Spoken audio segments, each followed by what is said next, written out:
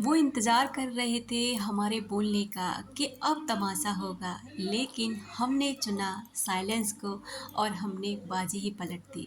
नमस्कार दोस्तों, कैसे हैं आप सब लोग? आई होप आप सभी स्वस्थ होंगे और सेल्फ लव करके अपनी सेल्फ ग्रोथ पर ध्यान दे रहे होंगे। कैसे लॉ ऑफ एनर्जी काम करती है, कैसे कोई ऊर्जा बस हम जहाँ बैठते हैं वहाँ बैठकर सोचने से किसी व्यक्ति तक पहुँच जाती है। कैसे हमारे विचार हमारे पार्टनर तक, हमारे दोस्त तक, हमारे रिश्तेदारों तक या किसी भी व्यक्ति के तक वो विचार कैसे पहुंच जाते हैं। आखिर में ऐसा होता कैसे है? कोई भी काम हमारे विचारों के आधार पर कैसे होता है?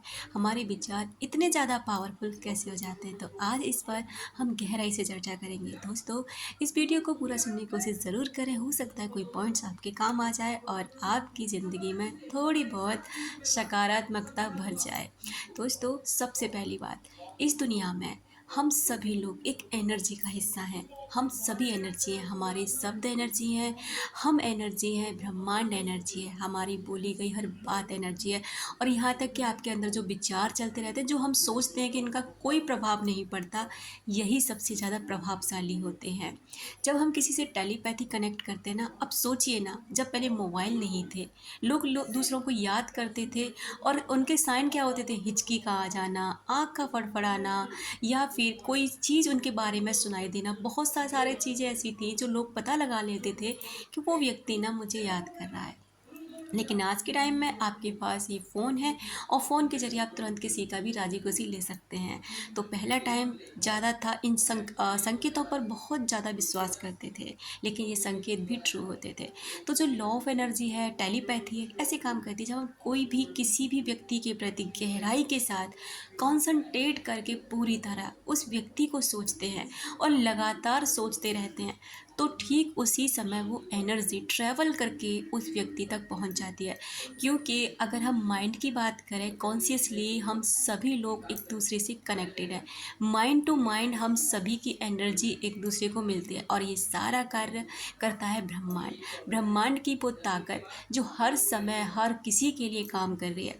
ऐसे ही अगर आप किसी व्यक्ति के प्रति जो सोचते हैं या कोई घटना है, मान लीजिए किसी ने आपके पैसे नहीं दिए और अब आप उस व्यक्ति के प्रति यही सोच रहे हैं, मेरे पैसे नहीं दे रहा है, धोखेबाज है, अब देगा कि नहीं देगा, पता नहीं क्या होगा।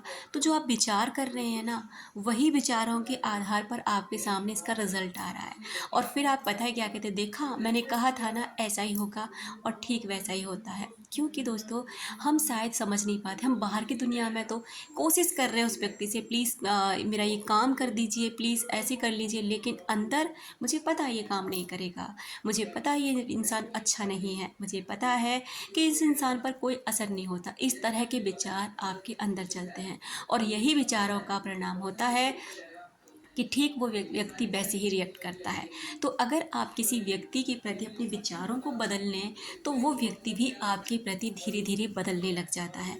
लेकिन हमको क्या लगता है कि नहीं, हम खुद को क्यों बदलें? क्योंकि यहाँ पर ना हर एक इंसान अपने आप को सही और दूसरे को गलत साबित करता है। उसे लगता है कि वो ठीक है और सामने वाला गलत है। सबसे पहली बात तो ये देख लीजिए कि बिना आपके गलत किए आपके साथ गलत हो ही नहीं सकता। अगर आपके साथ कोई परिस्थिति आई है ना, तो यकीनन आपने कुछ ऐसा किया है तभी ये परिस्थिति आपके सामने खड़ी है। इस जन्म में नहीं किया, अगले जन्म में किया होगा। लेकिन बहुत से लोग कहते हैं हम विश्वास नहीं करते। आपके विश्वास करने न करने से कुछ नहीं होता है। जन्म होता है, हमारी आत्मा जो होती है कई जन्मों के संस्कार लेकर अपने साथ चलती है और कई जन्मों के कर्म भी लेकर साथ चलती है, और वही कर्मों को वो हर जन्म में अपना हिसाब किताब करती रहती है। जिसके साथ अच्छा होगा उसके साथ अच्छा करेगी, जिसके साथ बुरा होगा तो बुरा करेगी। लेकिन आप कहेंगे तो फिर अब हमारा इसमें रोल कहाँ है? बिल्कुल है। अगर आपको पता चलता है कि मेरे पास ये खेत है और खेत में मैं जो फसल डालूँगा वो फसल मुझे खाने को मिलेगी। अभी तक तो मेरी फसल ऐसी ही हो रही थी जो प्रकृति कर रही थी, या फिर जो मेरे पहली इसमें जो फसल थी वो मेरे को काटनी है। लेकिन अब मैं इसमें नई फसल बो सकता हूँ। अब मुझे गेहूँ की फसल उगानी है तो मुझे गेहूँ का बीज डालना है। इसके लिए मुझे मेहनत करनी होगी, समय निर्धारित करना होगा और इंतज़ार करना होगा। तब जा कर के मेरी गेहूँ की फसल तैयार होगी और वो मेरे को खाने को मिलेगी। तो ठीक उसी तरह जब आप अब से नए कर्म करना शुरू कर देते हैं, तो वहीं पर आपका एक नया खाता बनने को लग जाता है। तो आपके विचार आपके पार्टनर तक पहुंचाने की सबसे अच्छी टेक्निक यही है कि आप उस व्यक्ति के प्रति ना पॉजिटिव रहना लग जाइए, क्योंकि एनर्जी ऐसे ही काम करती है। जब किसी इंसान का ब्रेकअप हो जाता है, जब इंसान से लड़ाई झगड़ा हो जाता है, तो क्या करते हैं, अक्सर उसके बारे में गलत सोचना शुरू कर देते हैं। उल्टे सीधे ख्यालात अपने मन में लाते रहते हैं। हमेशा नेगेटिव सोचते रहते हैं कि अब तो वो हमारा रिश्ता पहले जैसा नहीं रहा, खराब हो गया, ये हो गया, वो कहीं और जाने लगा है, वो कहीं और बात करने लगी है। इस तरह से जाने अनगिनत विचार आपके अंदर चलते रहते हैं, और यही विचार आपके रिश्ते पर काम करते हैं। हमें लगता है कि हमारे विचार ना, हम जो सोच रहे हैं वो ठीक है, लेकिन कहीं ना कहीं आप ये सोच है ना, यही आपके काम को बिगाड़ रही है, आपके रिश्ते को बिगाड़ रही है। इसलिए जब कभी किसी से झगड़ा या कोई भी बात हो जाए ना, सबसे पहले अपने विचारों को पॉजिटिव रखिए, सब ठीक हो जाएगा। ये झगड़े, ये आर्ग्यूमेंट्स, ये सारी चीज़ें चलती रहती हैं, बस सब ठीक हो जाएगा। बस थोड़ा सा स्पेस दे दीजिए सामने वाले को, बस सोचने समझने का उसको भी टाइम दीजिए। उसके बाद देखिए धीरे धीरे रिश्ता सुधरने लगेगा।